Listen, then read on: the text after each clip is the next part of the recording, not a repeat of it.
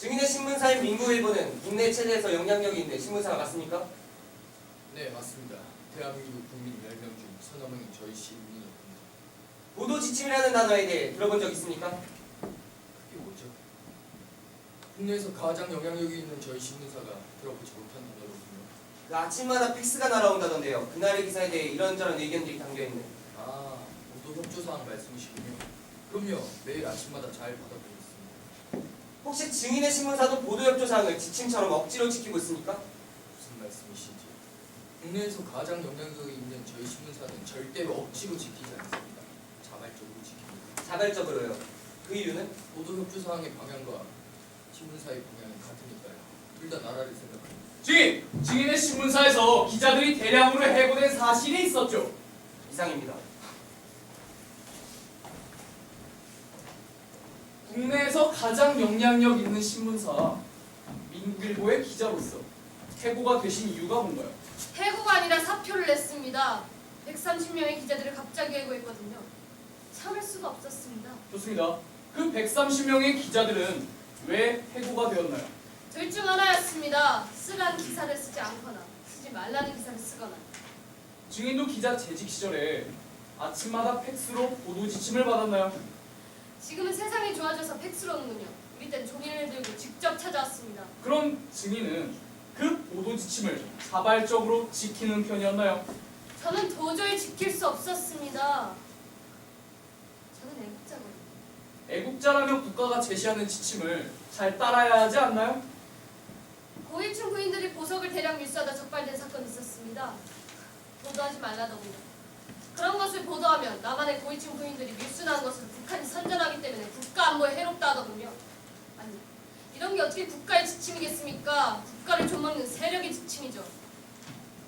이상입니다.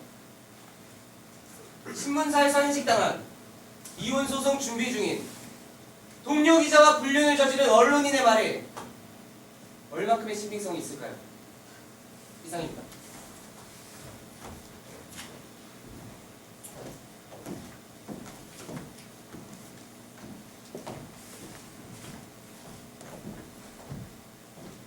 증인은 보도협조 사항을 각 팩스로 보내면서 강제적인 태도를 취한 적이 있습니까? 하느님의 맹세코. 그럼 증인은 보도협조 사항을 팩스로 보내면서 반발했던 언론사나 기자들이 있습니까? 하느님의 맹세코 한 명도 없습니다. 피고인들이 발표한 기자회견의 내용이 사실입니까? 하느님의 맹세코 사실이 아닙니다. 이상입니다. 증인은 그 보도 지침에 담긴 지시사항들이 어디서부터 내려오는 지시인지 알고 있습니까?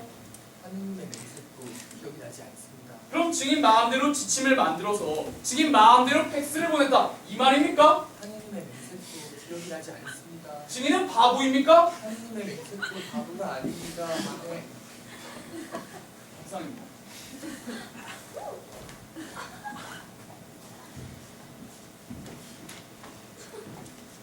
증인은 국내에 상주하는 외신 기자입니다. 보도 지침 폭로 기자회견을 보면서 어떤 생각이 들었나요?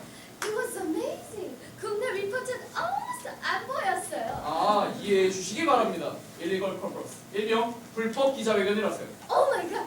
In this country는 기자회견도 불법입니까?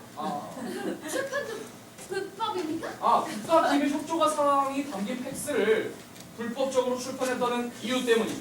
Oh my god. This country는 막 국가 기밀을 막 팩스로 쓴다고 그럽니까? 좋습니다. 그럼 본론으로 들어가서 증인의 나라에서도 안보에 관련된 정보는 정부와 언론의 협조 속에 보도를 하지 않는 경우가 있나요? No. We must 보도합니다. 그럼 정부 측에서는 어떤 행동을 하나요? 보도를 반박하는 보도 기사를 냅니다. They can see the book. 이게 언론의 freedom. 이상입니다. 증인은 언제부터 우리나라에 상주를 하셨나요? 1 year. 겨우 1년 남짓 머물면서 한국의 언론을 이야기할 수 있다고 생각합니까? Why is that important?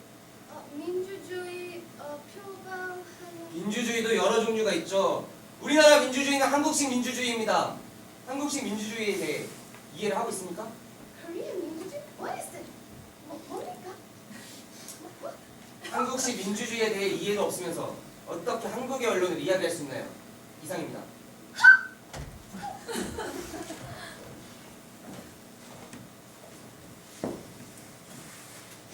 그렇군. 우리는 결국 거리를 좁히지 못하는군. 최후의 변론의 시간일세. 자네들의 말을 막지 않겠네. 조절하지도 않겠네. 자네들의 힘이 다할 때까지 마음껏 말을 하게. 이곳은 법정이자 광장이자 극장이니까 내가 해줄 수 있는 마지막 선물일세.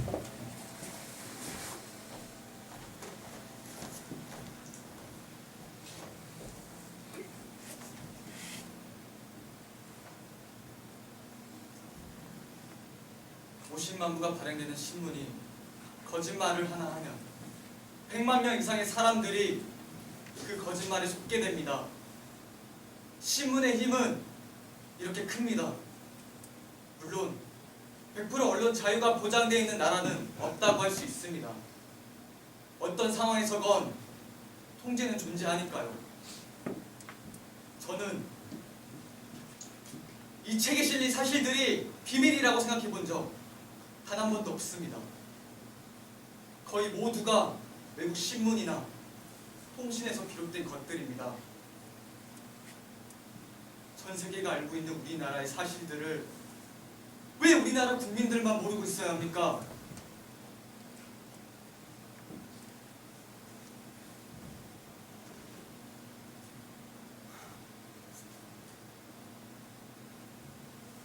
나는 애국자입니다.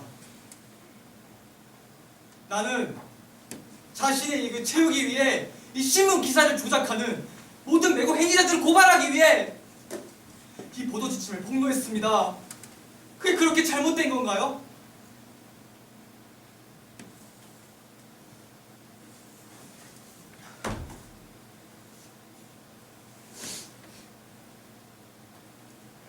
마지막으로 개인적인 얘기를 좀 하겠습니다. 첫 달에 돌이 지났습니다. 제가 갇혀있을 때요, 신문사 동료들이 돌잔치를 해주었다는군요. 우리 딸이 어른이 되었을 때는 불합리한 재판이 없는 나라, 제대로 사랑할 수 있는 나라, 그런 나라가 되기를 간곡히 기원합니다.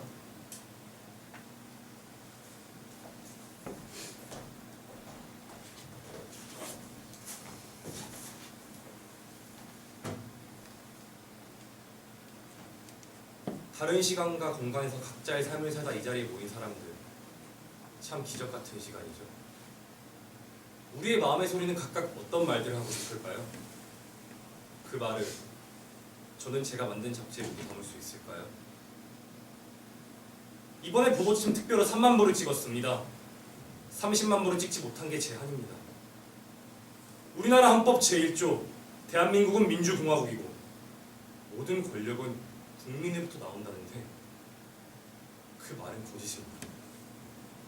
지금의 대한민국은 공포공화국이고 모든 권력은 공포로부터 나옵니다. 가장 안타까운 것은 우리나라의 청년들입니다. 대체 왜 그들은 끌려가서 죽어야 합니까? 대체 왜?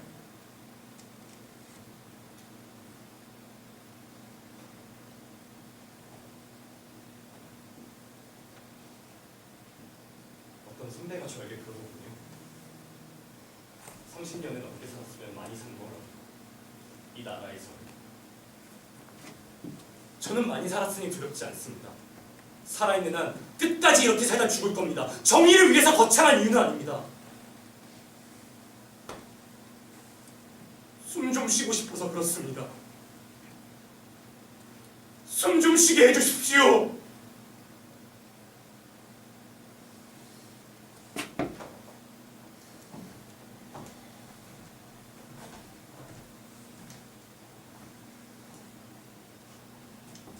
이 재판은 시작도 하기 전에 결론이 나 있습니다. 본 보도지침 사건 심판의 대상은 보도 지침을 폭로한 두 사람이 아니라 보도 지침을 만들고 이용해온 세력들이 되어야 합니다. 하지만 보도 지침 사건 자체가 보도 지침에 걸려서 신문에 실리지도 못하는 이 현실에서 재판이 무슨 소용이 있겠습니까? 네, 오늘 우리는 질 겁니다. 하지만 재판 기록은 남겠죠. 그 기록이 끝까지 남아서 이 대한민국을, 아니 우리를 평생토록 괴롭히기를 바랍니다.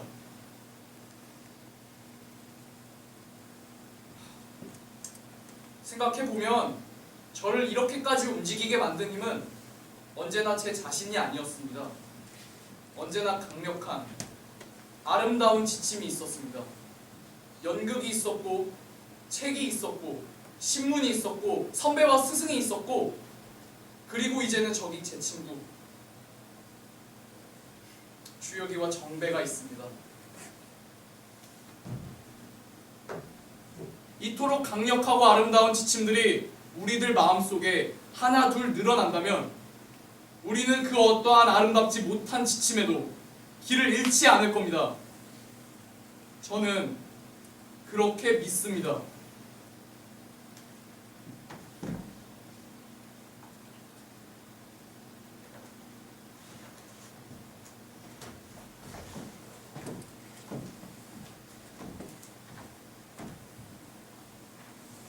너희들은 너희들의 배역을 지키려고 안달을 하는구나. 정의라는 단어를 지키는 배역. 나도 내 배역을 여기 중이야. 나도 정의라는 단어를 지키는 중이야. 내가 생각하는 정의는 사회를 올바르게 구성하고 유지하는 거야.